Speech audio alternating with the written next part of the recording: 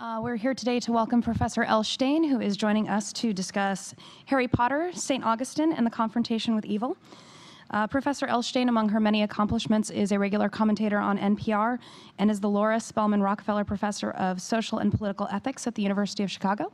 So without further ado, Professor L. Stein.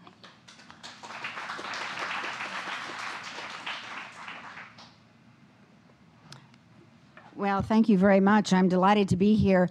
I didn't come here for this purpose. I'm actually here because my granddaughter, Joanne Welch, who's right here in the front, had her choice of anywhere to go in the continental United States for a short trip with Grandma, and she said, I want to go to Googleplex. So that's why we're here. And word got out that I was going to be here via John Trowbridge, a good friend of ours who is one of your Google people in Chicago.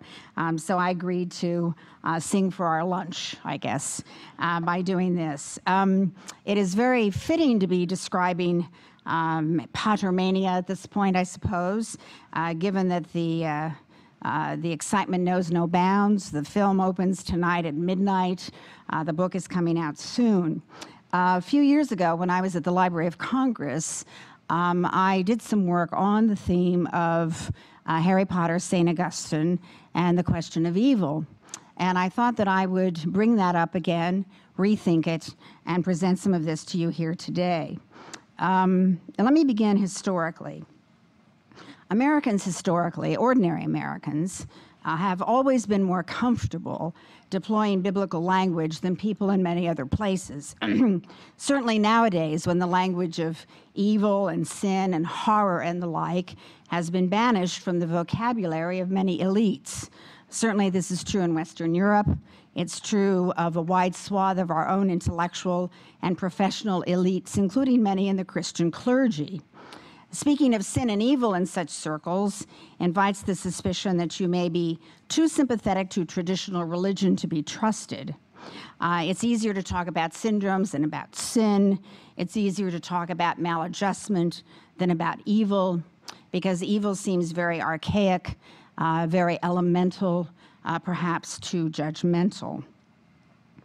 Now, a few years ago, a friend of mine, a smart guy named Andrew Del Bonco, who's a literary scholar and historian, wrote a book about the death of Satan in American culture. And he fretted about the disappearance of this and other representations of evil. And here was his argument. He said, without evil, we will abandon any notion of the sacred, of that which should not be violated. Without evil, it is difficult to articulate what is good. Now, Del Bonco argues that a gulf has opened up in our culture between the visibility of evil on the one hand and our intellectual resources for coping with it on the other. The repertoire of evil has never been richer, he writes, but never have our responses been so weak. We have no language for connecting our inner lives with the horrors that pass before our eyes in the outer world. How this crisis of incompetence before evil came about and how it has made itself felt in the United States is, he proclaims, a matter of grave concern and genuine puzzlement. His own mother, Del Bonco reports, often told him, quote, with tears in her eyes, that Joseph Goebbels, who was Hitler's propaganda minister, had been the devil incarnate. Now, from my own childhood, I recall the hushed conversations carried out in a Low German dialect called Plattdeutsch between my grandmother and my mother and my aunts Mary and Martha about what had happened in the old country, as my grandmother called it, until the day she died. Now, what had happened was all too familiar in 20th century political history, the century of mass murder par excellence. My grandmother and grandfather's people were a very small, insignificant people in the overall scheme of things, a group called Volga Germans, a community of Germans living in Russia. They'd been brought in by Catherine the Great. During World War II, the Volga Germans were either killed outright or by the tens of thousands sent into internal exile. And my grandmother never heard from relatives left behind in the old country again. What was the charge against the Volga Germans? They hadn't done anything, but they were the wrong sort of people. The assumption was that their latent sympathies would be with the German invaders, and they were a foreign, an alien body sitting amongst Slavic peoples, and therefore were not to be trusted. That was enough. Now, Delbanco reminds us that these sorts of confrontations with political evil are among the basic sources of identity historically for most Americans, for the simple reason that so many of us, or our families or their families before them, fled from someplace to escape such evil. And absent this shared sense of evil, he tells us, we are all left without the moral markers we once depended on for knowing who and where we are. So Delbanco questions whether American culture, shaped as it has been by shared experiences of horror and oppression, can long survive as a culture without some reinvigorated sense of both sin and evil, including, of course, our own founding sin of slavery. Both sin and evil are important, he tells us. Sin, because it reminds us that we too fall short. Evil, because it is not just something out there, it is in here, and because there is no other accurate way to name certain horrific phenomena. Now, as you know, the authors of the Declaration of Independence and the Constitution are usually called deists and men of the Enlightenment, but this characterization is terribly misleading. Each was keenly aware of what he took to be God's providential design. Each believed it necessary to guard against human shortcomings and wickedness by building in a constitutional structure that forestalled a temptation to domination. This is James Madison's famous discussion of factions and the need for separation of powers. Now, Madison was keenly aware of St. Augustine's libido dominandi, or lust to dominate, and its corrosive effect on human life and institutions. After all, Madison had been a student of theology at Princeton University.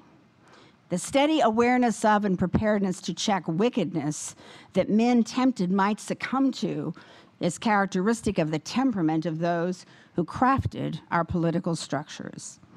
Now, all of this makes enormous sense, for evil is central to Christian theology. You cannot understand Christianity historically unless you grapple with what theologians call the theodicy question.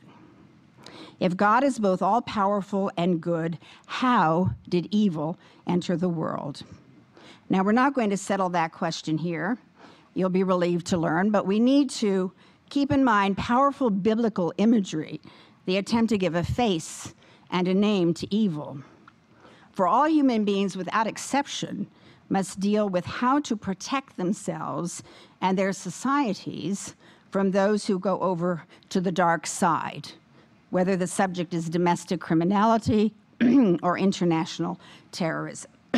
Excuse me, my voice is a bit wobbly because of the medication I'm taking. I usually don't wobble, so I hope I'm intelligible. Good.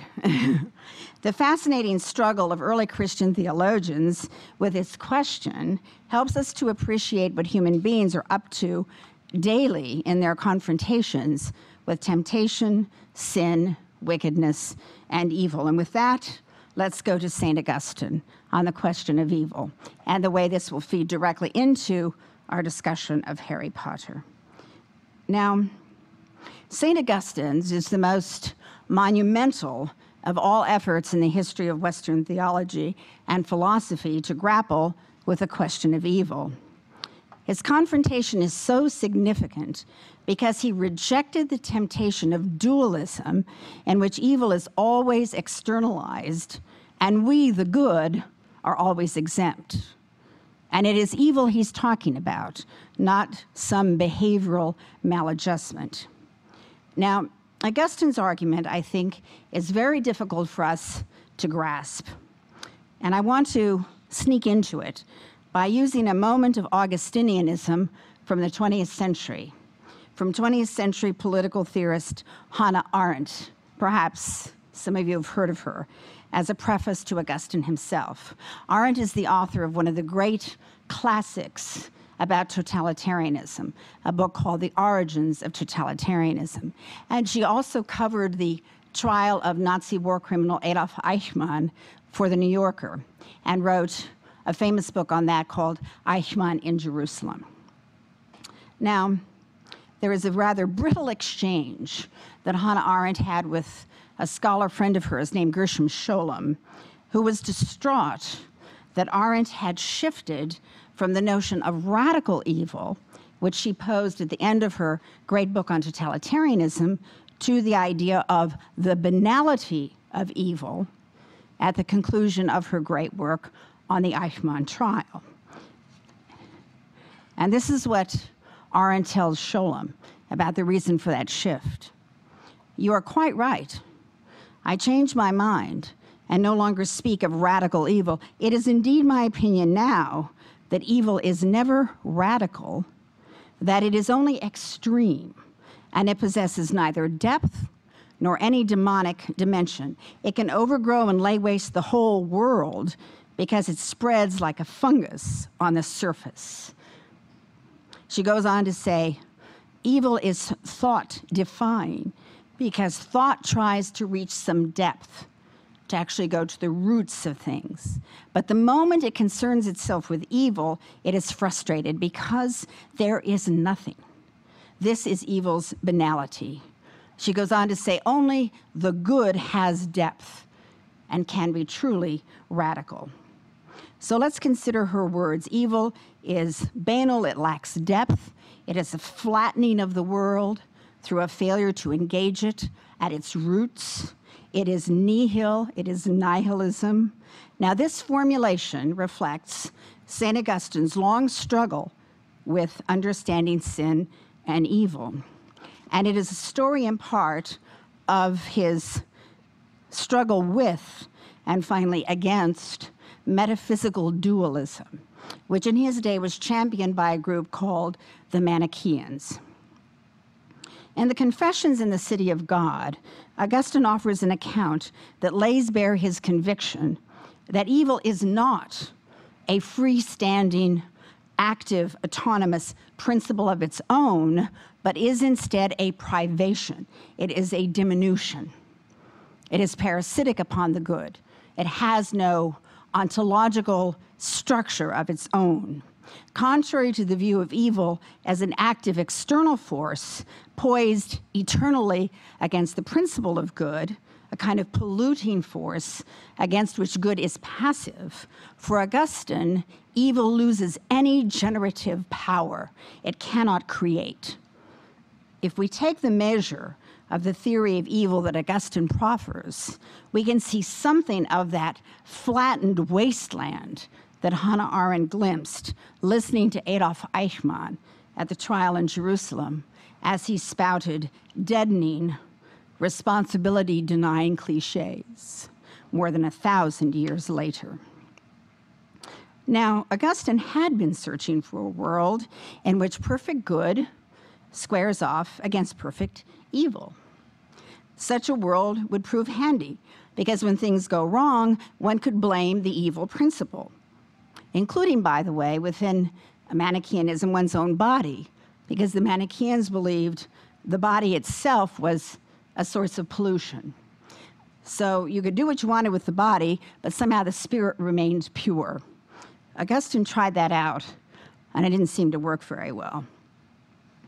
The purity of the spirit didn't seem to emerge. He knew it was wrong, so he kept struggling, kept mulling over the issue, and finally it hit him. We can no longer claim that it is not we who sin and some other nature that sins within or against us. I prefer to excuse myself, he writes, and to blame this unknown thing. The truth, of course, was that it was my own self, my own impiety, had divided me against myself. So from that moment of recognition on, Augustine understands evil differently.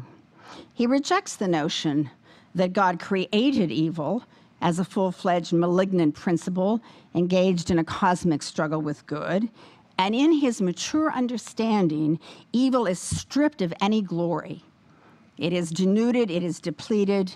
Evil becomes the name that we give when we are implicated in it to an ascent to temptation that may congeal into thoughtless habituation and a chain of servitude over time. Evil is a kind of non-creation, a draining away from that which is good. So let's consider then the picture drawn in his mature theology. God is generative. The world God created, including human bodies, is good. Evil is a falling away from that good. Man who has free will is the agent of this falling away, not because the body is corrupt per se, but because we can defile it, defile our relations with others, and so on. There is no such entity, he tells us, in nature as evil. Evil is a name for the privation of good. Evil is the turning of a limited creature, all of us, from the good to ourselves. We become our own principle, the sin of pride.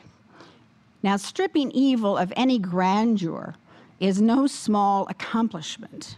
It's difficult for us to grasp. If you look at a lot of the current literature, the popular literature on the Nazis, they're often presented, as you know, as sort of glamorous, evil demiurges who dared to go where others hadn't gone before. There's a kind of dark, sinister glamour associated with this. That's what Augustine was trying to strip away, and Arendt 1,000 years later. Now, listening to the stories of survivors in the Jerusalem trial of Adolf Eichmann, witness to the millions who died in Nazi camps, Hannah Arendt was determined not to permit Eichmann, or any like him, to attain the stature of romantic, wicked demiurges. No, she tells us, these were limited men and women. This is the banality of evil. Totalitarian evil destroys the living tissue of social life and civil society. That's the function of totalitarian ideologies and deeds. Good, by contrast, relies on the unrehearsed deed-doing of ordinary men and women who, from time to time, are capable of extraordinary acts, like the villagers, a little village in occupied France called Le Chambon-sur-Lyon, depicted in a wonderful book I commend to you by Philip Halley called Lest Innocent Blood Be Shed. The villagers, to the man, woman, and child, took in refugees from Nazi-occupied Europe and helped them to escape. Their death-defying acts of rescue, offering asylum from Nazi terror, were generative, radiating out, opening up new possibilities. Generativity or the banality of evil, that really is the question. Now, let me conclude this Augustine section in this way. The metaphorical representation of an absence, if evil is really nothing, is a difficult thing to express. How do you explore the horror of evil while denying it the status of a created reality? How do you name a life-killing negation? When we think of evil, we think of self-absorption, cruelty, resentment, self-hatred, even the laughter of the derisive and the mocking. Now, Del Banco comes up with a wonderful image. I wish I had done this. The image of the knot, K-N-O-T, knot. The knot does not exist in and of itself. It requires a material entity, a rope. Evil is the twistedness of the knot, not the rope itself. That is, it is parasitic on that which is and is in and of itself good. Okay, now the part you were really waiting for, Harry Potter and the Return of Evil. I'm going to begin at the beginning with Volume 1. I had some help from my grandchildren. I should forewarn you that Volume 6 is yet to be discussed. I haven't got that far. Harry Potter and the Half-Blood Prince, but the others are in here. So let's see if we can make any headway. Now, as all readers of Harry Potter know, Lord Voldemort, or he who must not be named, is a brilliant wizard who's gone over to the dark side, rather like the fallen angel who chose to will wrongly and became Satan. In Christian cosmology, the angels are sentient creatures with free wills. A major angel willed wrongly. Voldemort articulates his philosophy in Volume 1 very clearly. It sounds, alas, a little bit like some of the bargain basement Nietzscheanism I get from freshmen at the University of Chicago. There is no good and evil. There is only power. No good and evil, only power. So Voldemort lives in a world beyond good and evil. This, of course, is a philosophy that offers an open invitation to all who would malign and harm and destroy. It creates a principle of exculpation. We are only doing what everyone wants to do. We just have the guts to admit it. Now, this evil wizard, having been reduced to nothingness, as the first book in this series begins, is a kind of disembodied thing because his killing curse against the infant Harry Potter has backfired on him.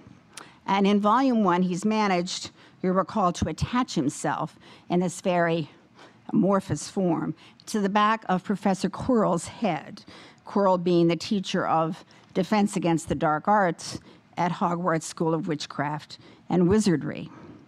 Now, Voldemort's parasitic quest explains why Quirrell always wears a turban, because evil must not disclose itself prematurely. And Voldemort uses Quirrell to do terrible things, as he needs somehow to represent himself in order to act. Now, there's something about Quirrell that makes this parasitism possible, makes him a good host. And we're led to believe it's likely his hubris, his inordinate ambition. Voldemort, of course, the name itself means will to death, as I'm sure you figured out a long time ago. What has saved Harry against the Avada Kedavra, or the killing curse? The life-affirming, life-saving power of goodness, his mother's love and sacrifice. This caused Voldemort's curse to backfire. As Dumbledore says to Harry, your mother died to save you. If there is one thing Voldemort cannot understand, it is love. He didn't realize that love as powerful as your mother's for you leaves its own mark, not a scar, no visible sign to have been loved so deeply, even though the person who loved us is gone, will give us some protection forever. It is in your very soul. Quirrell, full of hatred, greed, and ambition, sharing his soul with Voldemort, will to death, could not touch you for this reason. It was agony to touch a person marked by something so good. Thus did this remarkable series begin. And as I indicated at the beginning, as evil disappears from much of our elite culture's understanding, children who know there is bad stuff in the world and puzzled to the point of obsession over it are being treated to a serious discussion by J.K. Rowling. And this, I believe, explains, at least in part, the power and popularity of this series. Okay, Volume 2, Harry Potter and the Chamber of Secrets. Voldemort continues to act through surrogates. You'll recall he mind controls young Ginny Weasley, who, just a child, is untutored in how to fend him off. Victimized by the imperious curse, she does his bidding. Things get very complicated, as I'm sure you know. Voldemort returns to Hogwarts using his younger self, Tom Riddle. Riddle had killed his own father because his father was a muggle, and my grandson reminded me, like us, Grandma, when we were talking about this. Tom Riddle came back through his diary. Eventually there's a showdown as Riddle, the younger self in whom Voldemort has gained temporary, if apparitional representation, targets Harry for death. He is determined to finish off what Voldemort failed to do initially, and he also wants some of Harry's blood in order to regenerate himself.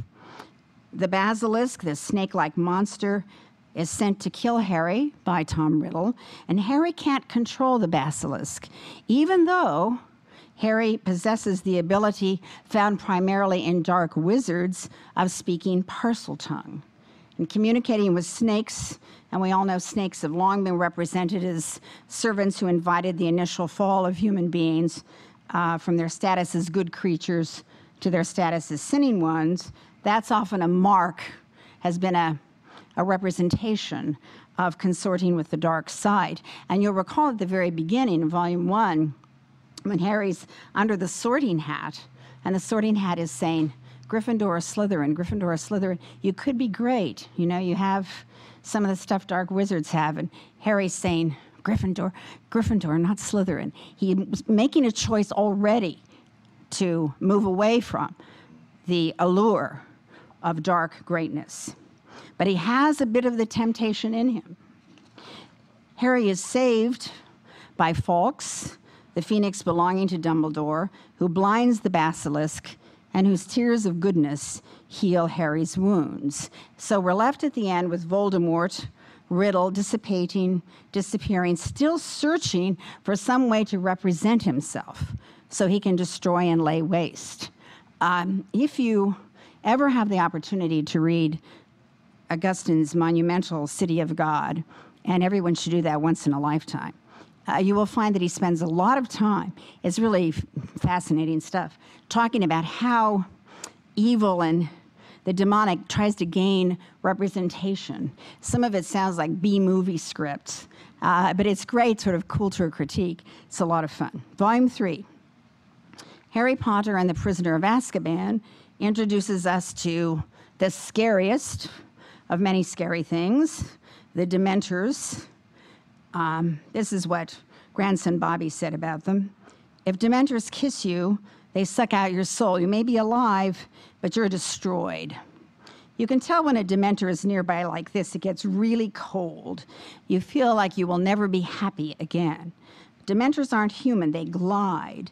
They can't see, but they can sense where somebody is. They also have gross, scabby hands like skeletons. Now, if a Dementor sucks out your soul, a feeling of emptiness dominates you forever. That vast wasteland of the self, of which Augustine writes. In Harry's early encounter with the Dementors, the Hogwarts Express is plunged into darkness.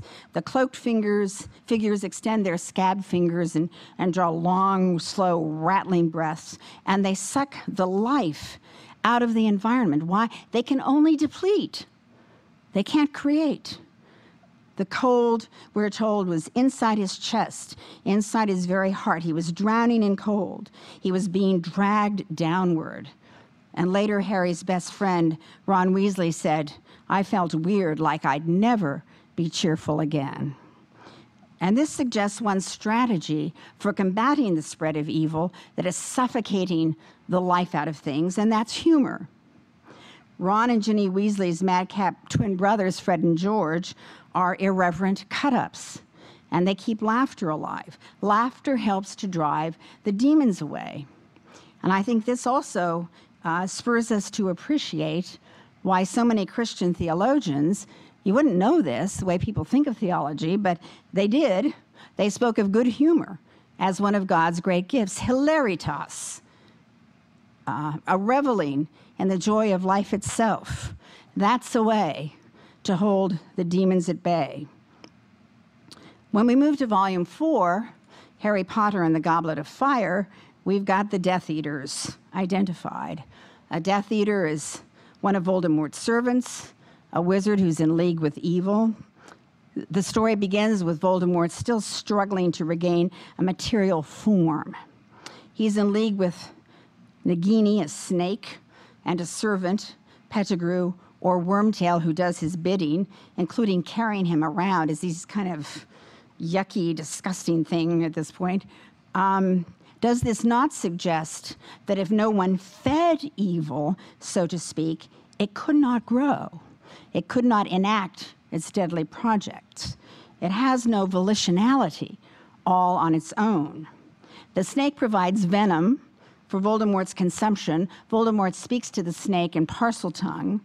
As well, something called the dark mark appears in the sky. which means Voldemort will return. It's a magic spell of a head in the sky. There's a mark on the arms of the Death Eaters, like tattoos that appear whenever Voldemort returns or is near. You'll recall that Harry's name is put into something called the Goblet of Fire, so he's forced to compete in the Triwizard Tournament.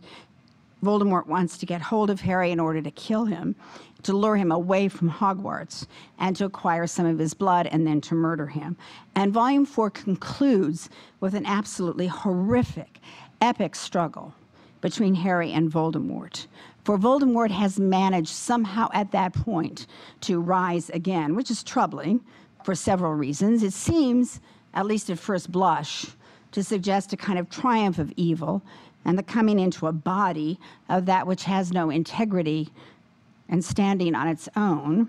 But Rowling builds in precautions. Voldemort is not one of God's good created creatures. He's cobbled together out of grotesque elements.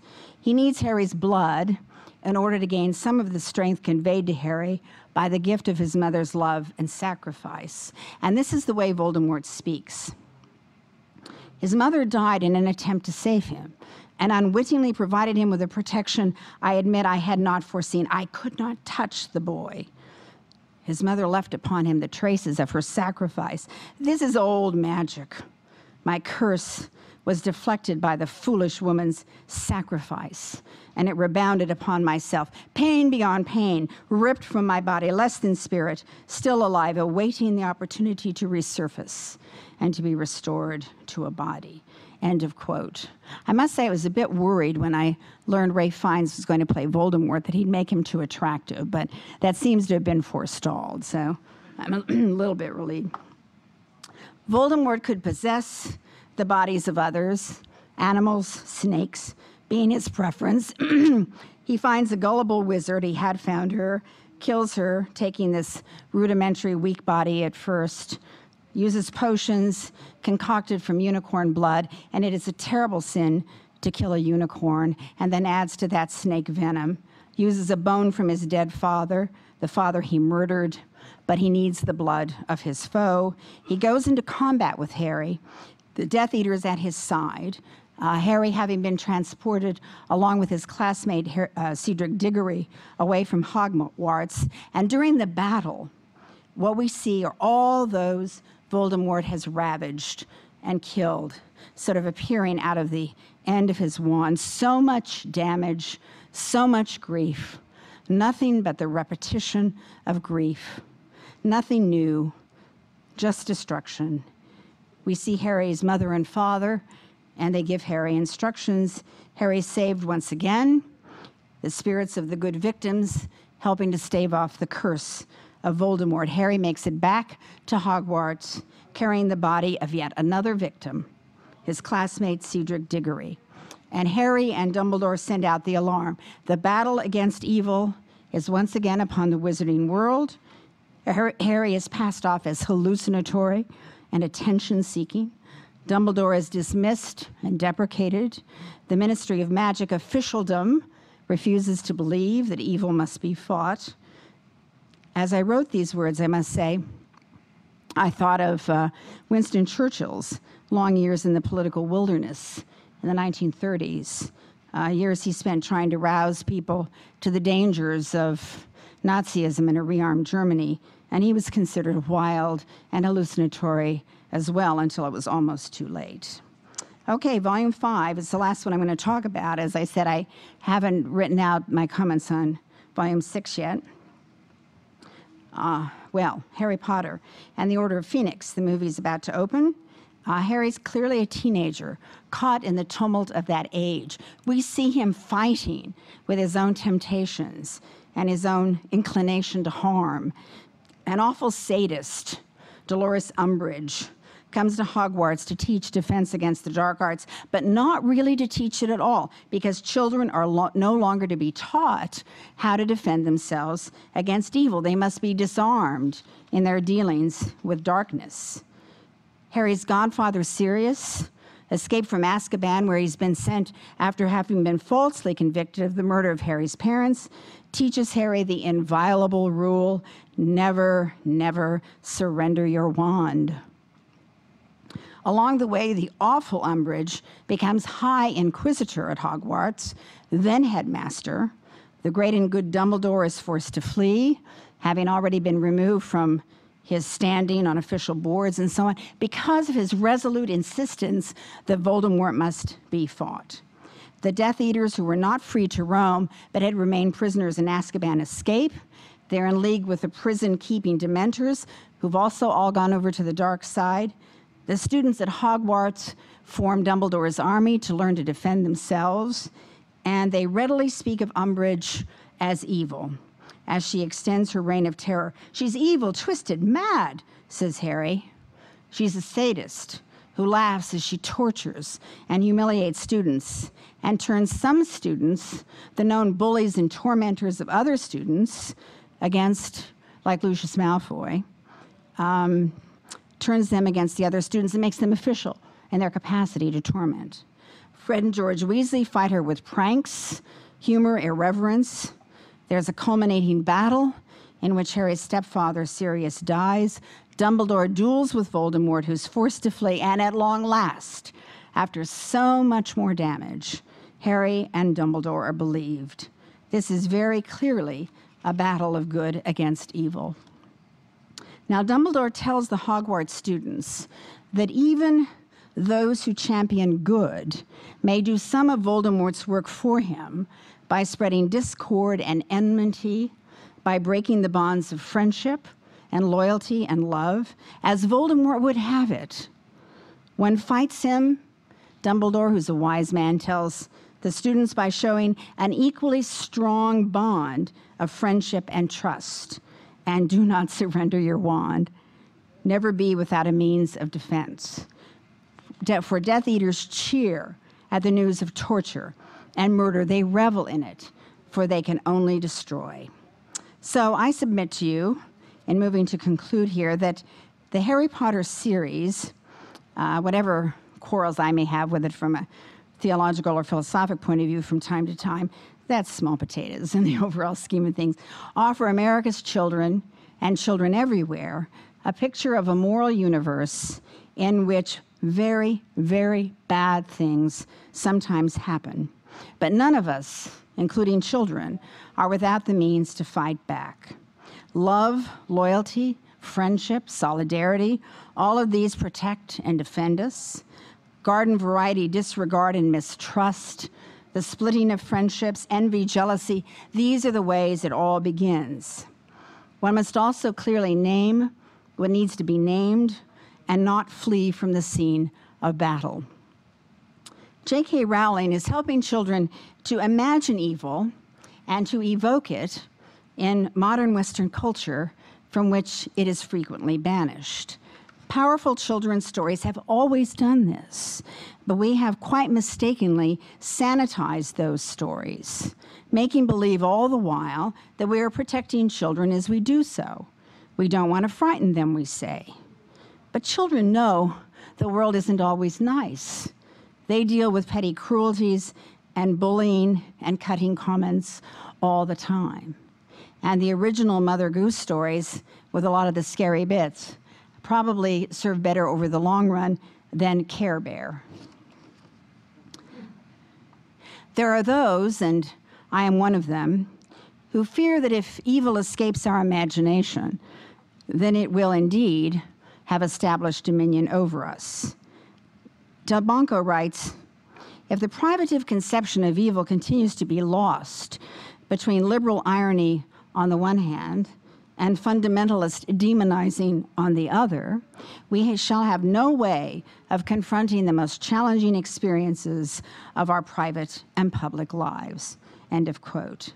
So how interesting it is that even as a kind of therapeutized vocabulary from which evil and horror have largely been banished prevails in the work of those who define much of what we think about and how we are to think about it, children are reveling in a world in which parents are murdered by evil wizards or driven mad by the Cruciatus curse, danger lurks in many places, and what is more, the good, like Harry, harbor something of the temptation and evil in themselves, but they do not capitulate to it. And that really is the difference. Thanks very much. Thank you. Thanks.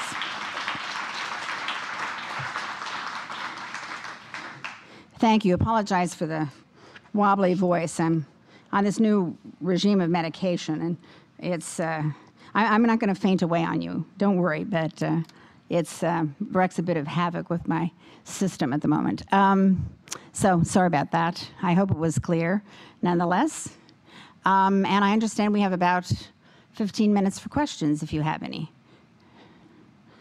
Yes. So it seems like, is this on? I hear you. Okay. So it seems like in Harry Potter, the type of evil that's presented isn't banal. It's there is some sinister glory to it. And would you say you agree with presenting that aspect of evil Well, to children? yeah, I would say that in a sense, it's mixed. That is to say, there is no doubt that we're fascinated by the wicked, by the outlaws, by those who, as I said, have gone over to the dark side.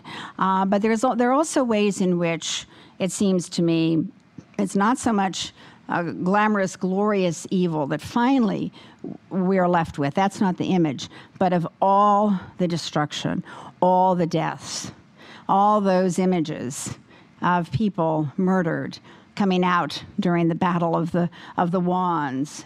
I think that's what Rowling, I believe, means to leave us with. That Voldemort is a parasite. He must be fed. He must, in some bizarre way, be nurtured by others who, out of ambition or malice, wish to be part of his project. But he cannot, again, generate. He can only lay waste. Things become darker, and they become cold, and they become crueler, and friendships are smashed, and lives are ruined. And there's nothing very attractive or glamorous about that. So I would say, finally, the banality of evil image is the one that pertains. Arndt was very careful when she said banality of evil. She didn't mean to diminish what evil does. What she wanted to suggest was, don't imagine these people as dark heroes. They're not. They can only repeat horrible stuff. That's all they can do. They can't create. They can't generate. So from a theological point of view, what should happen in Book 7?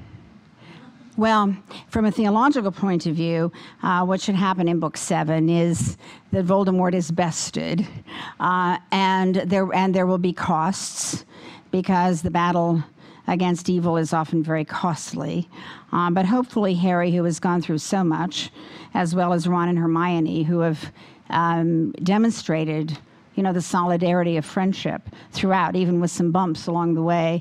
Hopefully they will make it. But, one never knows. I mean, the battle against evil, the costs are often considerable. So I will be in line midnight with Bobby. I don't know if you'll be there, Joanne. Oh, Jen, you'll be out of town, waiting for the book. And we'll go back and get no sleep and find out.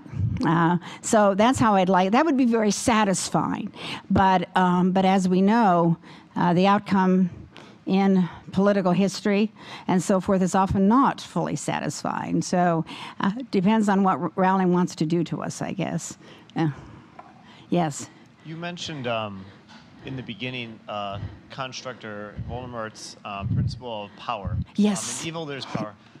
And I'm just I was curious about two things. Is how does that kind of go back to our lives and ambition? People who desire to move and to grow and stuff like that. How, I guess the question I have is how should we look at power? Yeah. Because we fight this or like how should we just elaborate on power? Yeah. Well, as you know, power is one of the great words and the complicated words. And if you look at the Latin a couple of Latin words that are translated into power, you can see a couple of shades of meaning. There's potestas, which is power as mastery, dominion. The kind of power that unleashes Augustine's lust to dominate, that temptation.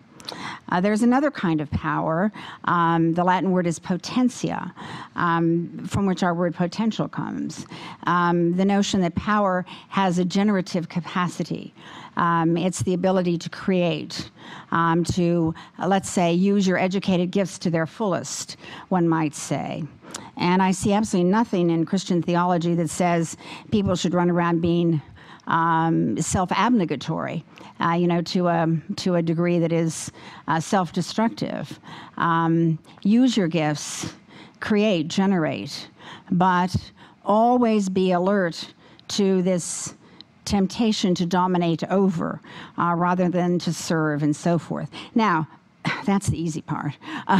When you get to questions of, for example, political rule and governance, there has to be, we call powers the dominions in a sense in the antique world, the principalities and the dominions, and there have to be structures of power in the sense of the capacity to do that which must be done in order to maintain intact a system of some kind. But hopefully that's a system that has enough free play, shall we say, so that power as potentia, that other notion of power, is not quashed, and power as rule, governance, dominion does not harden and congeal and become simply the vehicle of, a certain kind of mastery over others that has this deadening effect over time. Even worse, of course, the mastery over others that leads to the terrorists of which I spoke at the outset of the 20th century, of mass murder. That's how I would start our discussion. I mean, obviously, we would have to keep going from there to talk about all of this. There are reasons for why the Greeks had the notion of hubris, for why in Christianity pride is a danger, and so forth, because there are very real dangers associated with power. But no society, there cannot be human society without power resting somewhere, power being something that can be created. Hannah Arendt's notion of power was that which is made possible when people come together for a common purpose.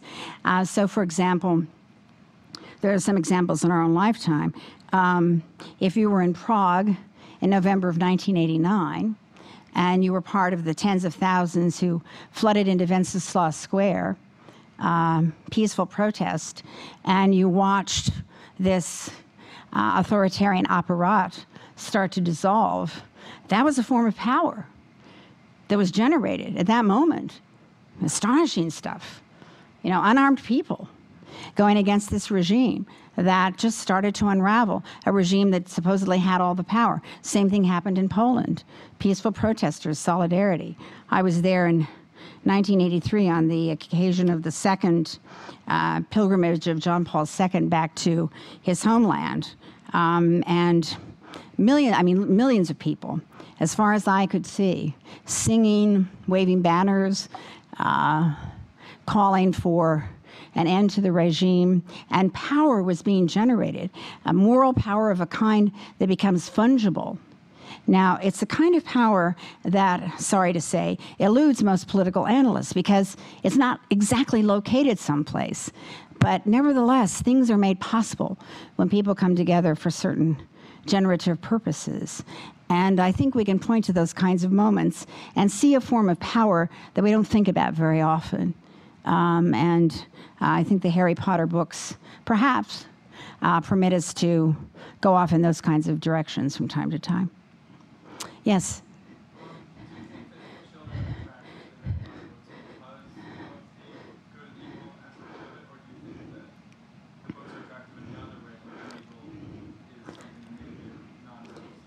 I suspect that the good and evil is one big part of it, but of course not the only. Magic is fun.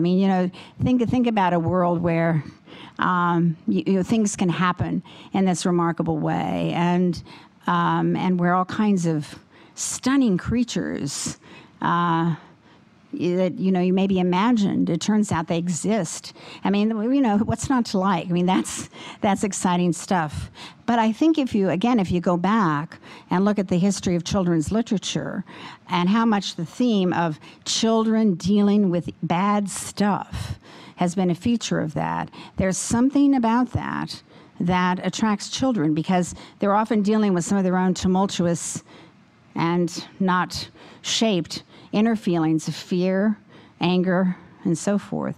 And we either help them as a culture to understand that and to shape it, or we try to pretend it's not there. And pretending it's not there is the worst possible thing we can do.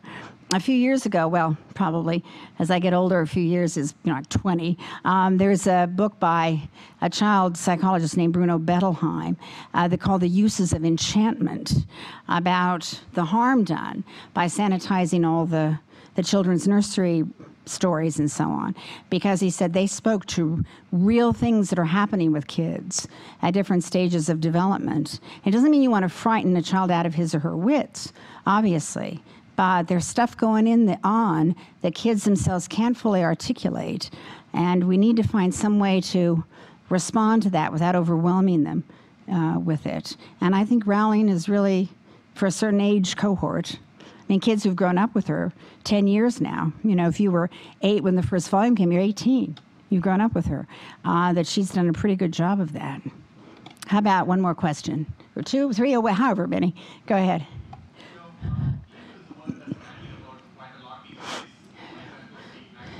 Sure.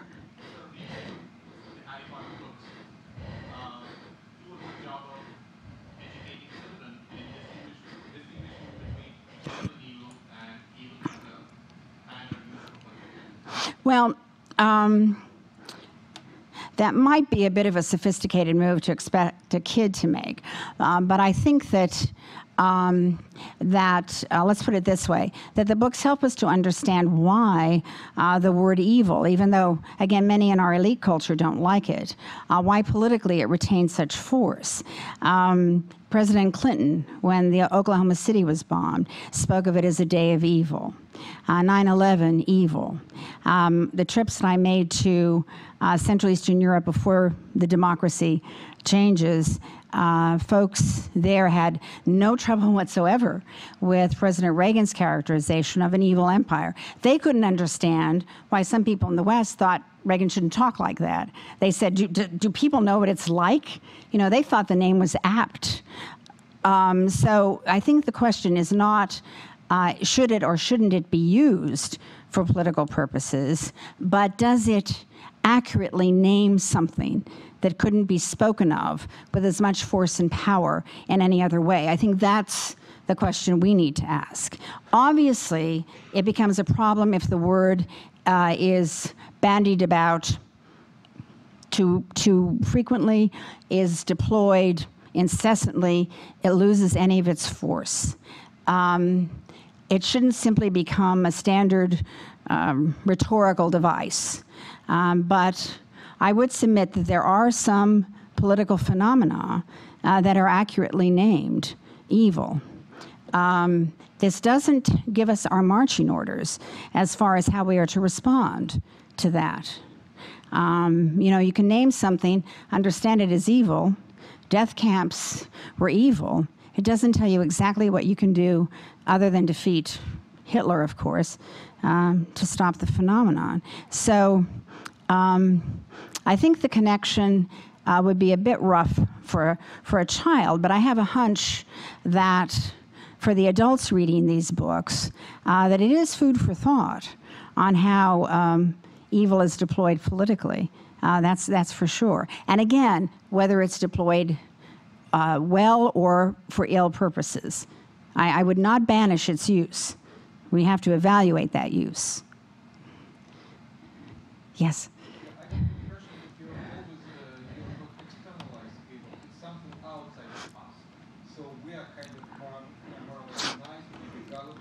Evil is outside. Like the Chinese that once conquered 9/11. Well, go ahead. Okay. Well, I thought I guarded against that by talking about the fact that, in my discussion of Augustine, about the fact that he rejected the total externalization of the notion of evil, and that all of us have to confront temptations and habituating ourselves to sin, temptation, evil along the way. So calling, let me just put it this way, unless you're living in a completely dualistic universe, naming what happened on 9/11 as evil doesn't mean that you are thereby exempting yourself as pure. It doesn't mean that at all. You can accurately name that, it seems to me, as a horrific day when wicked things were done. And that still leaves open space for you to talk about any ongoing critical reflections you might have about the United States, its course in the world, the way it understands international relations, and so on. So by using the word evil, again, unless you're devoted to this strict dualism, does not commit you to the view of complete self-exculpation, where your own self or your own society is concerned. So thank you for giving me an opportunity to clarify that. Anyone else? How about we'll make yours the last question.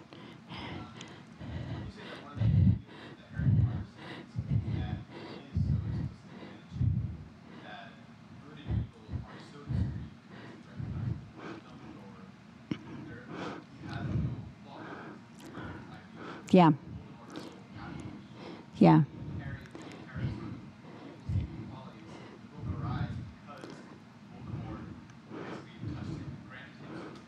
Yeah. Yeah. Yeah. Yeah, good question. Good question. Thank you.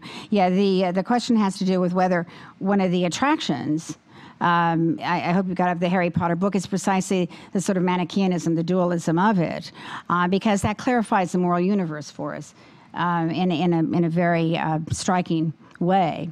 And I'm sure you're right. I mean, I think that's, if I were to have a longer discussion with J.K. Rowling about that, that would be one of the things we'd talk about. I dare say that day will probably never arise. But I do think that, again, she does build in these precautions by showing that at the very beginning, it's Slytherin or Gryffindor. Now Harry, at each point along the way, with some lapses, has made the decision not to go the route of selfishness and cruelty and so on. But he's struggling with it. He's struggling with these issues. And since Harry, the protagonist, is the person the child is going to most identify with, I think that's an enormous sort of help in making more nuanced the understanding of good and evil as a daily temptation for the person. I don't see anything wrong with trying to clarify the principles of good and evil and the figures of Dumbledore and Voldemort. There's undoubted power in that. I think that dualism wouldn't have such a long life if it weren't so attractive. And it's hard, as I mentioned in the discussion of Augustine theology, Augustinianism, it's hard to work against it because of the immediate force of it. But I think work against it we must, because eventually, if it prevails, then, Harry becomes one of the pure, utterly pure, and doesn't have any of the sort of dark, parcel mouth, nasty urges within him. And I think that's what needs to ongoingly be kept in there in order to show the force of his own struggle with it. Thank you all very much. Thanks. Thanks.